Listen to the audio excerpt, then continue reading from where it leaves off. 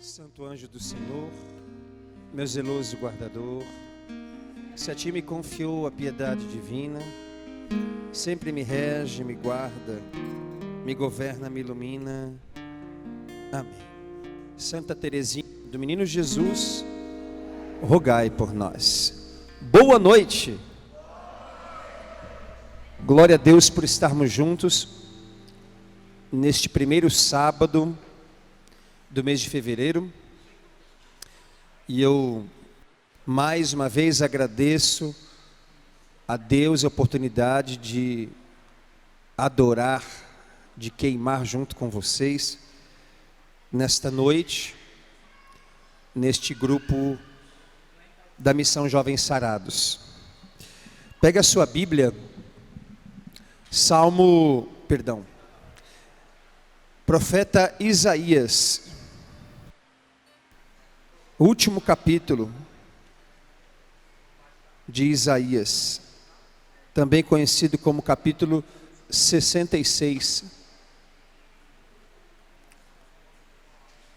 Isaías, capítulo 66. Calita aí.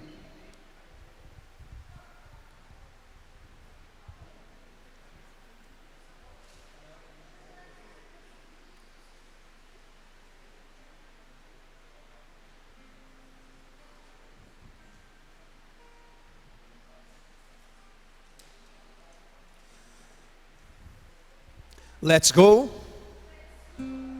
Oh my God. Assim diz Yahvé: o céu é meu trono, e a terra o escabelo de meus pés. Que casa me haveis de fazer, que lugar para o meu repouso?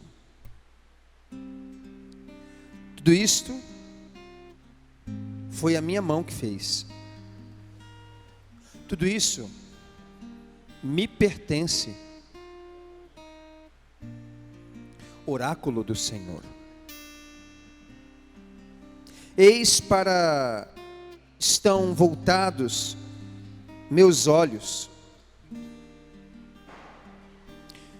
para o pobre e para o abatido,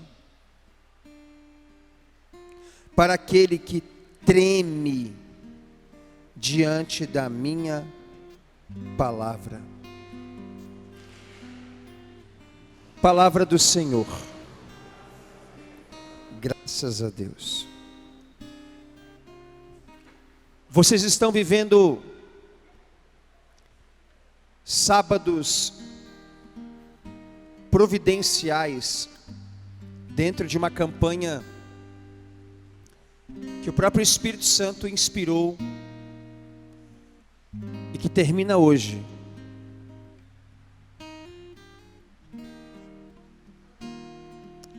E eu quero mergulhar com você nesta proposta.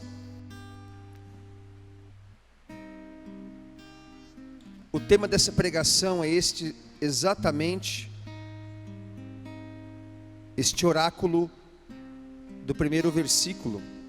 O céu é meu trono e a terra onde eu apoio os meus pés, o escabelo dos meus pés. Nas Escrituras nós vamos ver repetidamente, de modo mais latente, no Primeiro Testamento, esta frase: oráculo do Senhor. Em todos os livros do Primeiro Testamento, na imensa maioria deles, de modo especial nos 18 livros proféticos, nós vamos encontrar esta frase: oráculo do Senhor. E pergunta: o que é um oráculo? de bate-pronto, você diz que é a palavra do Senhor, é uma palavra de Deus. Mas, mergulhando um pouquinho mais fundo nessa realidade, eu queria que você entendesse esse mistério. Oráculo não é uma palavra de Deus. Oráculo é a palavra de quem é a palavra. Não é apenas uma palavra que Deus diz assim, ó, estou dizendo. Porque eu posso dar minha palavra para você. Mas mesmo que eu cumpra a minha palavra dada a você,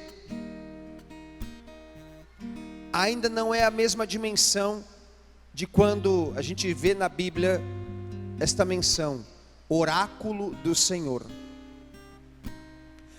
As relações humanas deste tempo são pautadas em leis, documentos, registros, cláusulas de confidencialidade, compromisso, contrato. São palavras que a toda hora a gente escuta. Os seus avós, os meus avós, nossos bisavós, que vêm de uma outra geração, carregavam, não é que eles abdicavam do documento, mas palavra dada é palavra empenhada. Era muito comum na vida dos nossos bisavós, na vida dos nossos avós, na vida dos nossos pais, por que não? Se deu a palavra, vai cumprir a palavra. Como a gente diz de forma mais popular ainda, é honrar o fio do bigode, honrar as calças que veste. Você disse que ia fazer e você fez.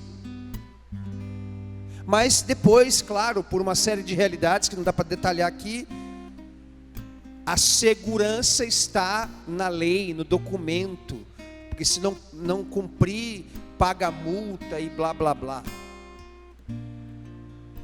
Só que a palavra do Senhor, oráculo do Senhor, não é simplesmente a palavra de Deus. Oráculo do Senhor é a palavra de quem é a palavra. Diga para quem está do seu lado, você está entendendo? É a palavra de quem é a palavra. Quem é a palavra está dando a palavra. Understand? Yes. João, o apóstolo que também se tornou evangelista, quando ele abre o evangelho que carrega o nome dele, ele também vai falar um pouco disso. João abre o evangelho dizendo assim: no princípio era a palavra, e a palavra, ou o verbo, estava com Deus, e o verbo era Deus.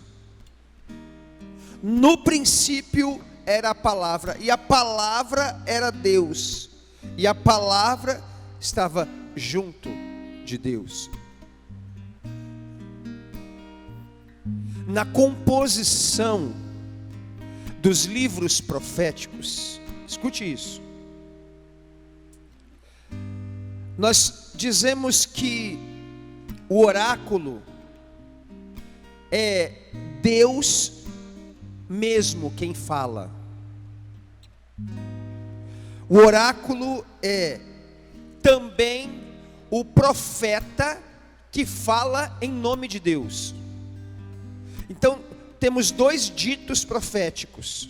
Quando a gente diz oráculo do Senhor, é o profeta emprestando a voz, emprestando a vida para falar a palavra da palavra que é Deus, ou então o próprio Deus tomando a boca do profeta para em primeira pessoa entregar o oráculo.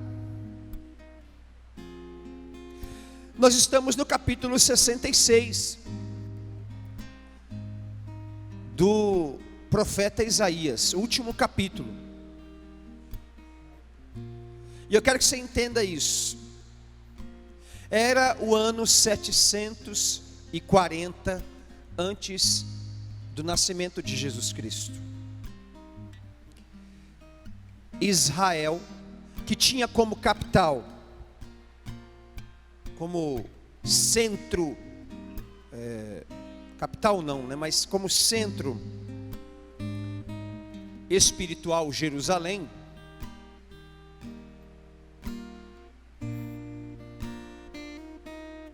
dispunha de um rei. E esse rei chamava-se Osias. Tem toda uma dinastia dos reinados em Israel. E no ano 740, Osias é o rei. Osias é um rei que vai ser erguido a essa realidade, vai ser sagrado rei quando tem 16 anos de idade. 16 anos e se torna rei. Uau! Uau! E essa dinastia, esse reinado de Osias perdura por 52 anos.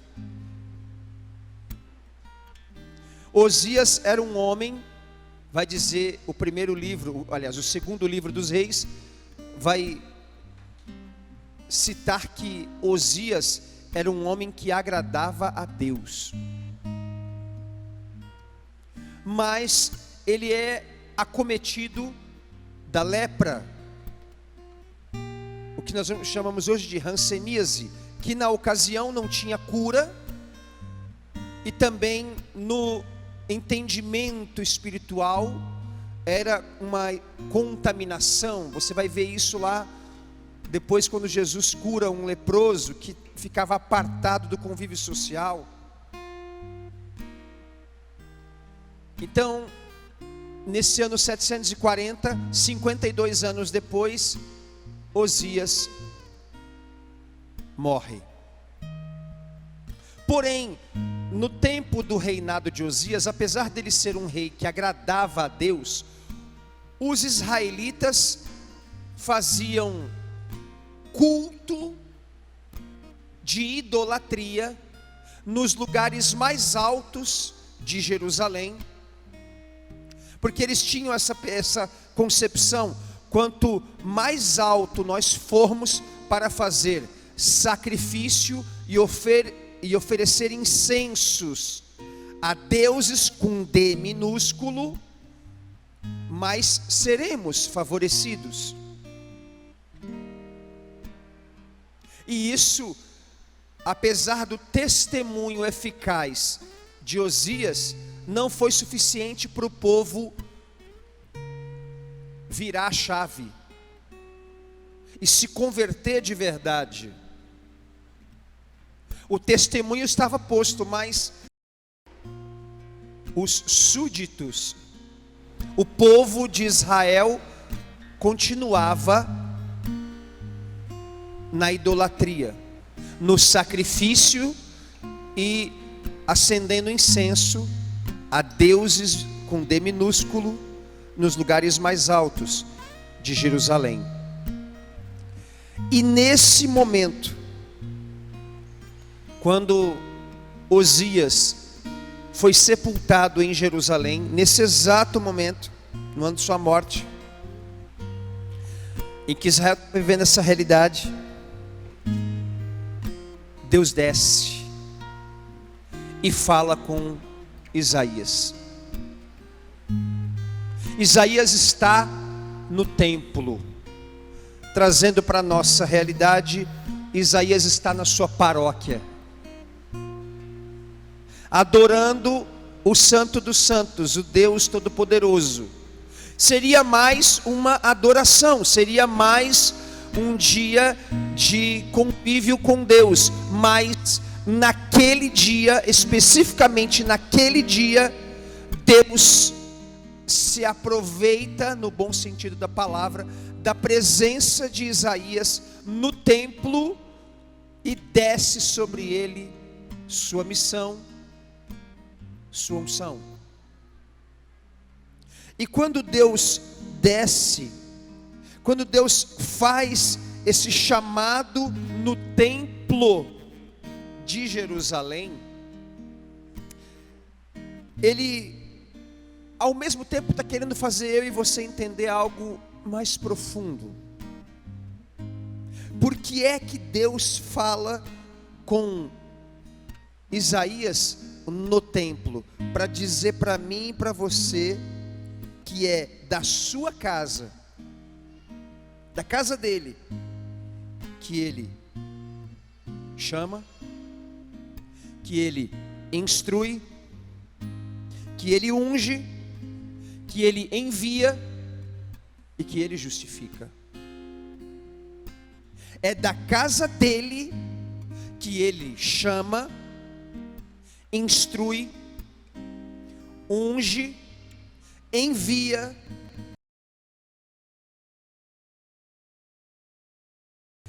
Só que ao mesmo tempo, nesse oráculo descido dos céus, ouvidos de Isaías, a palavra, esse oráculo, que é a palavra daquele que é a palavra, traz, sacramenta uma verdade imutável. Esse oráculo entrega uma verdade que não vai sofrer alteração. O que nosso já saudoso Padre Jonas diria, um princípio eterno. Não muda, independente das estações do ano, independente das condições climáticas, realidades socioeconômicas, crises e blá blá blá e etc e tal, não muda. E que verdade imutável é essa, desse oráculo entregue aos ouvidos daquele adorador no templo em Jerusalém? O céu é o meu trono, e a terra o escabelo dos meus pés. O céu não foi, o céu não será, o céu é o meu trono. Diga para quem está do seu lado: você está entendendo? Está mesmo? Está entendendo mesmo? Este oráculo entrega dois extremos no primeiro momento. O céu é o meu trono, e a terra o escabelo dos meus pés. No mesmo oráculo, Deus fala de dois extremos, céu e terra. Só que interessante que, não sei se você já parou para pensar, e esmiuçando a sua Bíblia, toda vez que aparece a palavra terra na sua Bíblia, ela não aparece com T maiúsculo. Porque se ela aparecesse com T maiúsculo, nós estávamos dizendo que a menção de Deus, a menção dos apóstolos, a menção de Jesus, refere-se ao planeta Terra, com T maiúsculo. Mas toda vez que aparece a palavra terra nas Escrituras, ela está com T minúsculo. Então, Deus não está falando de um planeta, Deus está falando de tudo que está debaixo dos céus. Tudo que está debaixo dos céus. Deus está querendo dizer assim: o céu é o meu trono. Atenção, jovens sarados da parada inglesa. Atenção. Eu governo em absoluto o céu. Tudo que compõe o céu. Eu governo em absoluto o céu, que é o meu trono. Não tem quem desfaça quando eu faço. Não tem quem desdiz quando eu digo.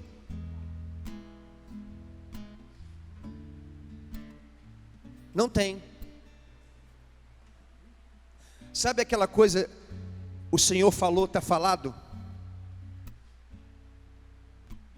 É bem assim. Não, mas veja bem, sabe o que é que... Não tem. Deus falou, está falado. É igual a igreja. Há realidades, há verdades que a igreja já sentenciou assim. Não, mas veja, mesmo eu sendo católico, eu acho que esse Papa, fulano de tal, essa palavra é muito forte, entenda bem, eu acho que não é por aí, a gente tem que mais incluir do que falou, está falado.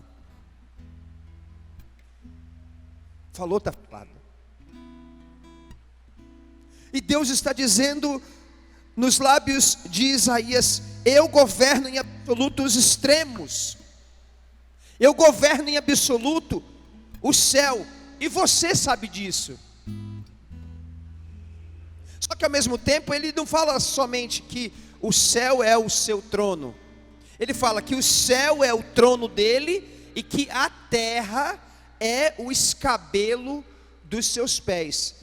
O primeiro extremo, eu governo em absoluto. O segundo extremo, meus pés.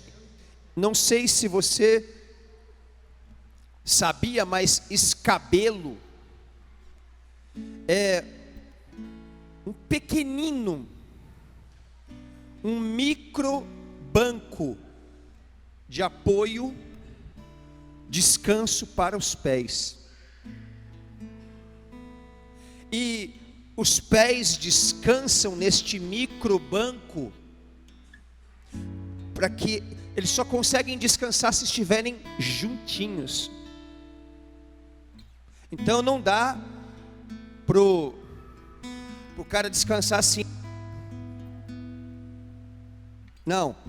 O descanso, esse microbanco, esse escabelo, obriga quem vai descansar os pés a colar um pé no outro. É assim esse descanso. Só que ao mesmo tempo que Deus está dizendo: eu governo o céu e você sabe disso. E Ele diz que os pés dele estão descansando sobre a terra. Ele está dizendo assim: eu governo também o que está debaixo dos meus pés.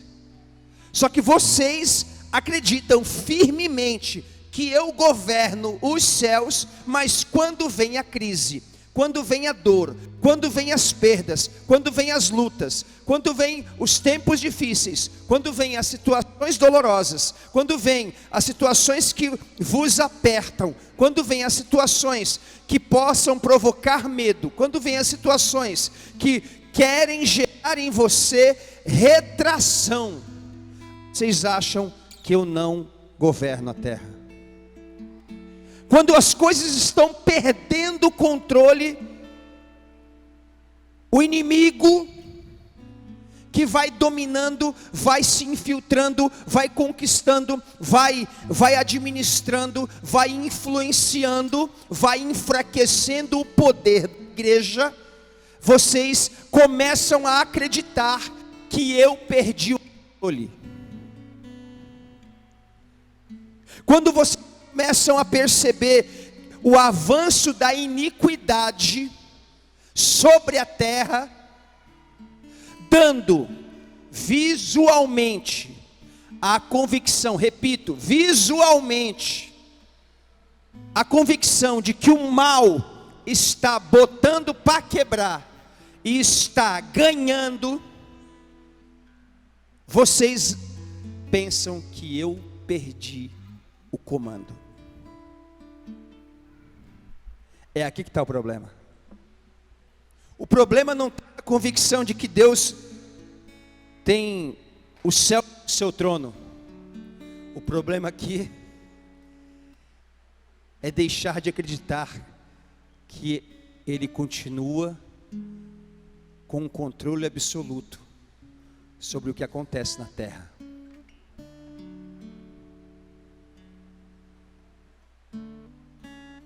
Parece que o mal está ganhando. Parece. Só parece. Porque ele não deixa. Aquilo que está debaixo dos pés não consegue sair debaixo dos pés. Não adianta nenhum movimento, porque os pés estão firmados ali. E por conta dessa firmação dos pés, ele não perde o controle. Quem perde o controle é você que se desespera. Aí, como diz a irmã Maria Raquel do Instituto Hesed, quem reza não se desespera. Diga para quem está do seu lado: eu acho que Deus está falando comigo e com você. Eu acho.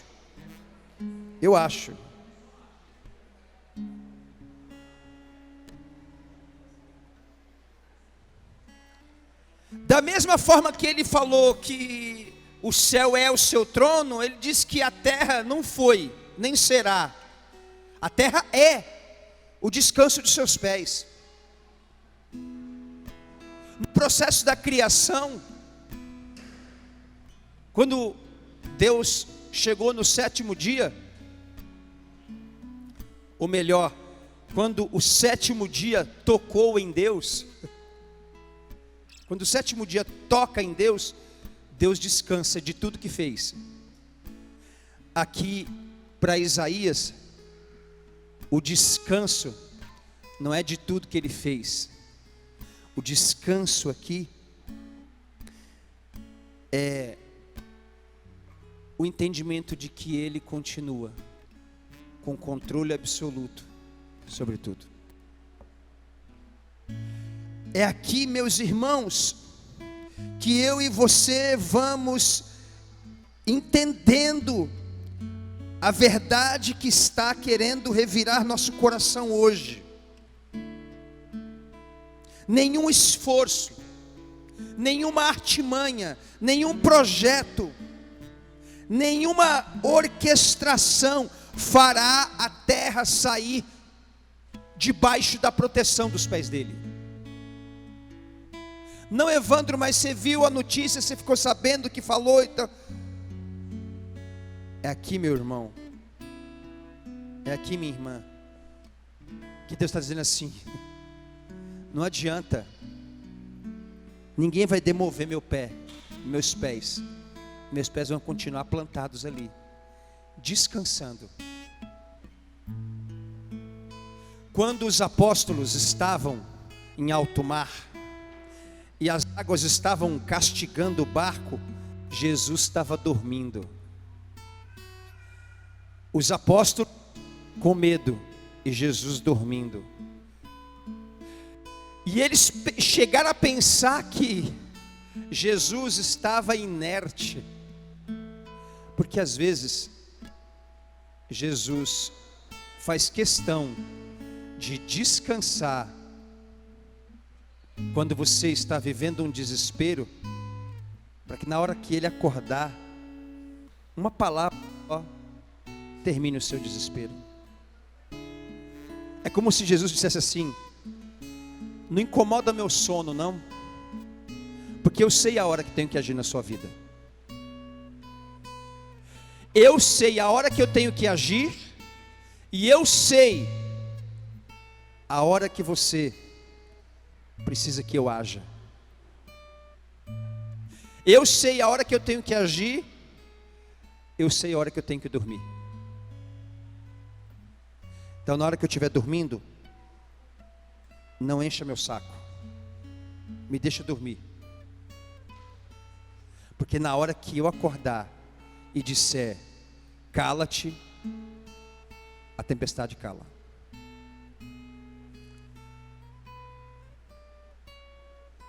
Deus usa a vida de Isaías para que o povo faça memória.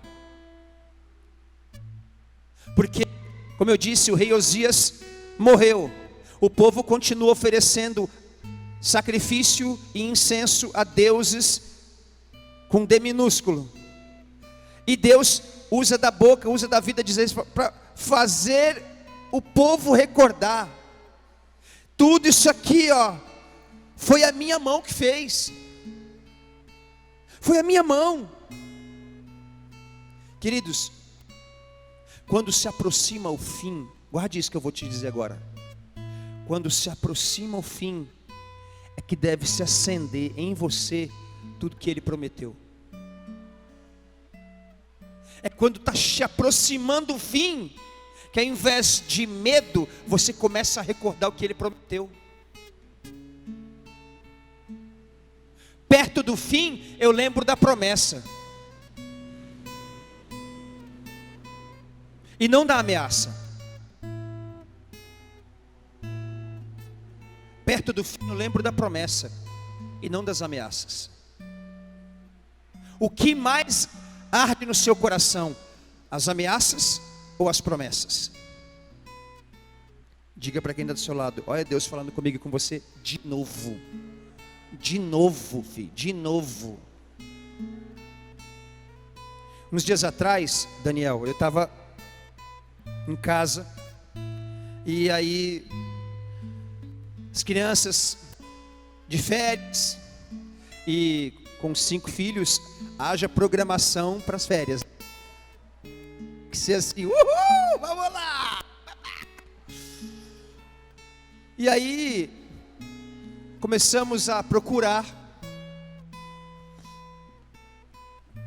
no Prime Video um filme. Vamos tentar achar um filme aí que dá pra gente assistir, né? Que católico pode assistir.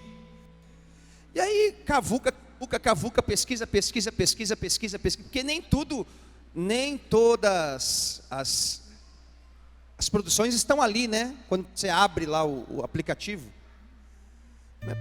Aí de repente eu achei São Felipe Neri, Eu Prefiro o Paraíso. Uau! Olha! Que beleza! E era esse. É esse que nós vamos assistir. E eu sempre quis. Todo mundo fala assim: não, Evandro, você precisa assistir Eu Prefiro o Paraíso. Você precisa assistir. E eu ia lá no YouTube e digitava, igual todo mundo: São Felipe Neri, Eu Prefiro o Paraíso, filme completo. E nunca achava esse bendito desse filme completo. Quase 4 horas de filme. Lá vou eu procurar de novo. Mas nesse dia eu achei lá no Prime Video. Falei, uau, vamos assistir agora. Juntou toda a família. Entre pipocas e guaranás, fomos assistindo o filme. Bah, que beleza. E uma coisa, preparando essa pregação, eu me recordei e faço questão de dizer. São Felipe Neri, não vou dar spoiler, mas você precisa saber. O São Felipe Neri foi avisado que ele participaria de uma audiência com sua santidade, o Papa, e que apresentaria os meninos que ele estava cuidando nas ruas de Roma. Ele resolveu providenciar que esses garotos fizessem uma apresentação musical ao Papa e aos cardeais. E começa a ensaiar aquela garotada, eram crianças, e começa a ensaiar. Mas tem muita gente desafinada ali, tem muita gente que, meu negócio é um poeta de boca fechada, cantando no chuveiro, não sai do chuveiro não.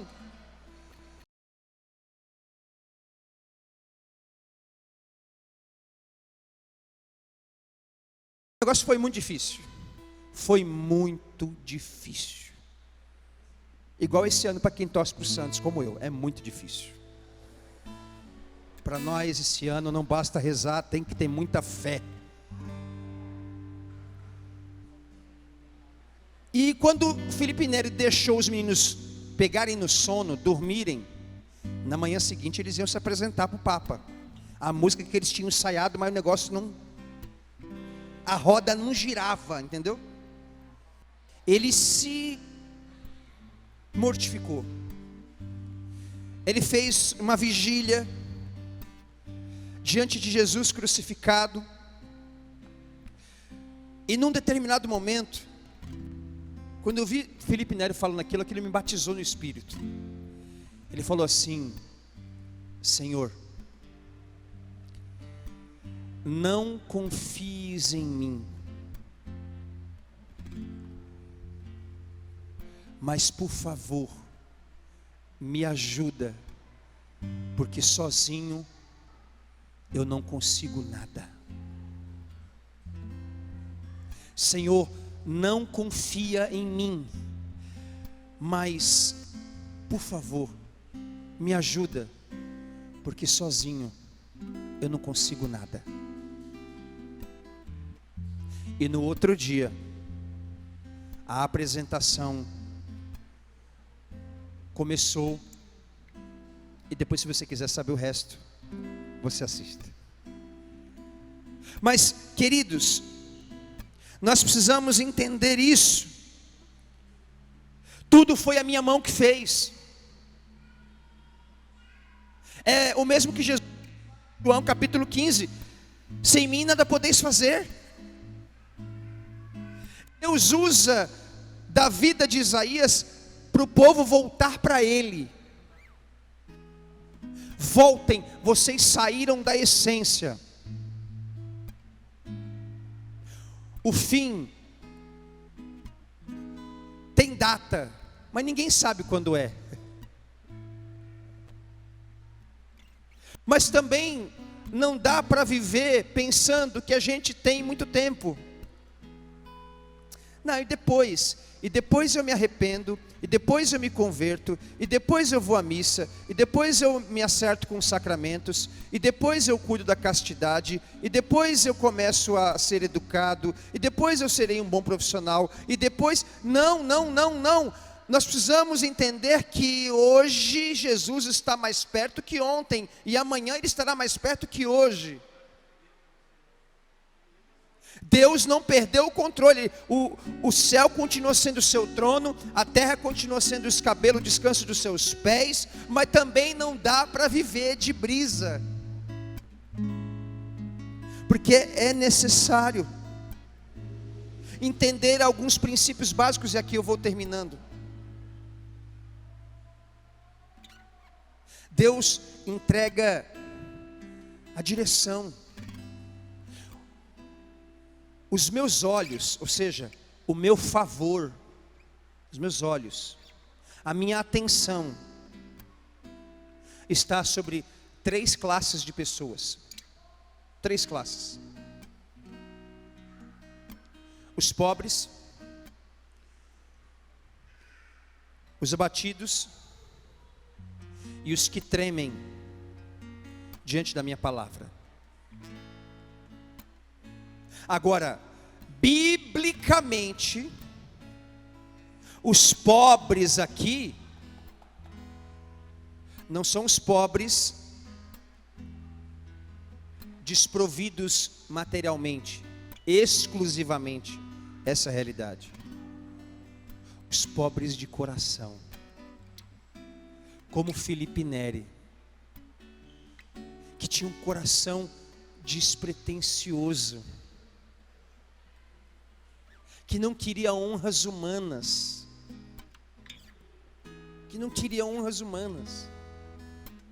eu quero agradar a Deus, que não fazia projetos em vista de crescer, e não porque eu quero bombar na internet, porque eu quero acontecer, porque eu quero explodir, não. Os que estão em Deus e aconteceram, nunca planejaram. Eu vou fazer assim, eu vou fazer assim, que aí vai acontecer isso, aí o resultado vai ser esse. Aí eu, yes! Aí ó, quanta gente me admirando. Deus continua honrando o coração despretensioso. Esses pobres em espírito, esses pobres de coração, têm o olhar de Deus a todo tempo, até quando dormem. Os meus olhos estão atentos sobre os abatidos, sobre aqueles que se abateram com as lutas, mas também não tira o time de campo por causa disso.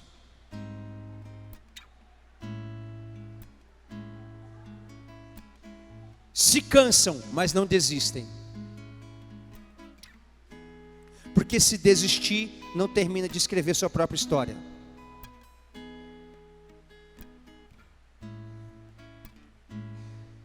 Gente,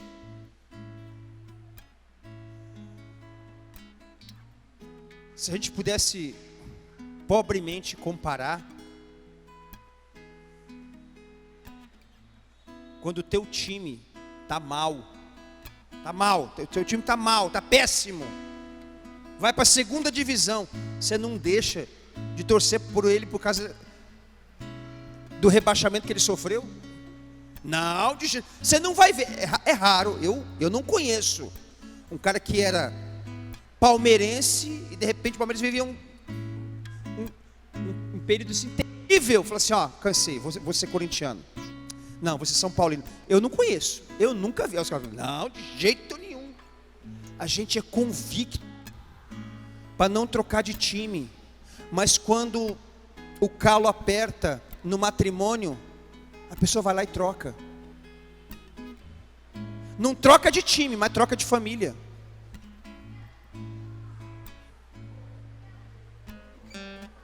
Porque quando as debilidades começam a aflorar, quando as coisas começam a fugir do dele não, do seu controle, do seu.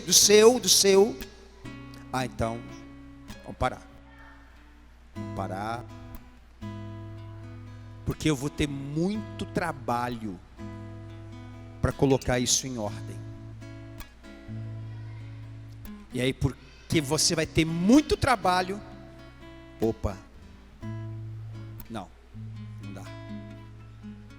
não dá. Deus está dizendo, o meu olhar está sobre os abatidos. São aqueles que se curvam, mas o diabo não consegue quebrá-los. Se dobram, são dobrados, envergados, mas o diabo não os quebra, porque eles têm sua vida em mim. Meus olhos estão atentos sobre aqueles que tremem diante da minha palavra, ou seja, respeitam absolutamente aquilo que eu digo. É assim que a gente se prepara para o fim, mantendo esse princípio. E Isaías entregou a verdade, que o seu fim seja sempre olhando para Deus. Esse mês vocês têm acampamento. Aleluia. Que beleza. Você vai sair daqui, você vai lá para a Canção Nova. E qual deve ser a sua postura? Senhor, eu vou fazer nesse ano a minha melhor consagração. Aquilo que ainda faltava em mim, para eu separar para o Senhor, desse ano, não escapa. E quando as tempestades vierem, quando as lutas vierem, quando as situações vierem, eu não quero ter só a certeza de que o Senhor tem o céu como seu trono. Eu quero ter a certeza de que a terra continua sendo o apoio para os seus pés. Convido você a ficar de pé. Aleluia. Glória a Deus. Estrala os ossos aí. Oh, glória a Deus. Os irmãos vão preparar a canção.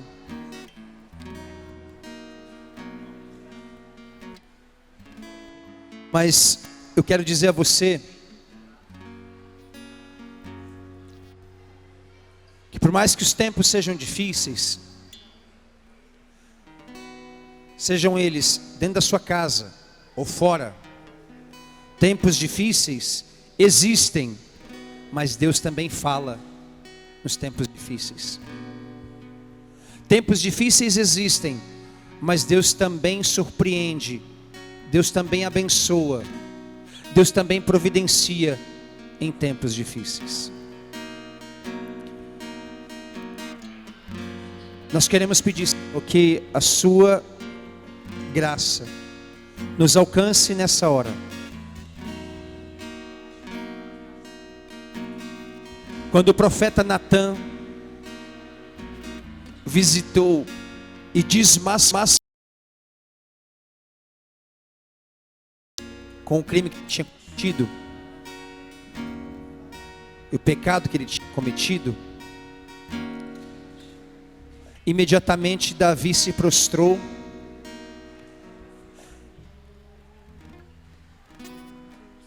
e Davi,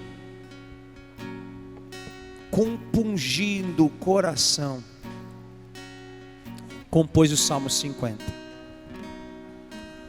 E no Salmo 50 ele não diz: Senhor, não retires de mim o meu cargo. Ele não disse: não retires de mim minha coroa. Ele não disse: Senhor, não retires de mim o meu ministério. Senhor, não retires de mim o meu instrumento. Ele era um instrumentista, ele era um músico. Senhor, não retire de mim os meus subalternos. Ele disse: Senhor, não retires de mim o seu Santo Espírito. É Ele que vai te dar força para ir até o fim. Vamos juntos, na graça do Espírito.